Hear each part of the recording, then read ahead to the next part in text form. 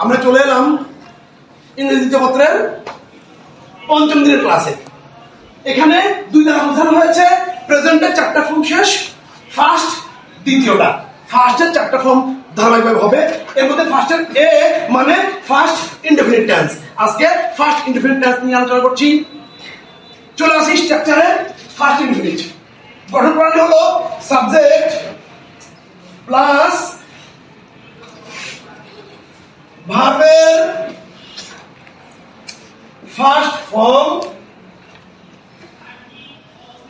Plus object. আবার বলি, subject plus ভার্বের ফার্স্ট ফর্ম প্লাস অবজেক্ট। এই নিরিখে যদি আমরা স্ট্রাকচারে আসি, সেখানে দেখা যাবে যে গত ক্লাসে আই দিয়ে শুরু করেছিলাম। সাবজেক্ট হলো আই, ভার্বের ফার্স্ট ফর্ম ভার্ব ছিল ইট, ইটের first form eat ate, A T E at.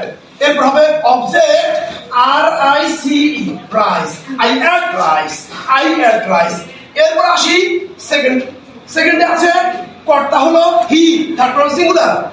এখানে সাবজেক্ট হি, ভার্বের ফার্স্ট ফর্ম ভার্ব ছিল গো, গো এর first form go went, W E N T, go went to school.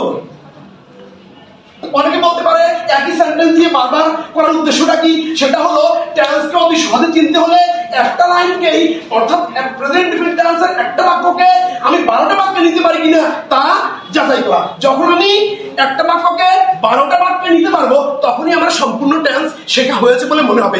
যদি আমি sentence change করি, যারা একটু দুর্বল প্রকৃতির ছাত্রছাত্রী রয়েছে তারা বুঝতে একটু কষ্ট হয়ে যাবে। তারা মনে করে বসবে যে এক একটা মনে হয় এক একটা রকমে হয়, কিন্তু একটা সেন্টেন্সে 12টা সেন্টেন্সের রূপ নেওয়ার যে প্রেক্ষাপটটা তা বুঝে উঠতে কষ্ট হয়। এ কারণে আমি একই বাক্য দিয়েই বারবার চেষ্টা করছি বোঝানোর জন্য। যেমন আমি যতটা ক্লাস করবো ধারাবাহিকভাবে একটা বাক্যকে তুমি 12টি বাক্যে যখন পর্যায়ক্রমে লিখে ফেলবা, তোমারই মনে হবে যে কি কি চেঞ্জ হয়েছে। এই কারণে সেম বাক্য দিয়ে পড়লে অতি দ্রুত টেন্স শেখা সম্ভব। এই কারণে অতি সহজে আমি করার সিস্টেম দেখতে যাচ্ছি।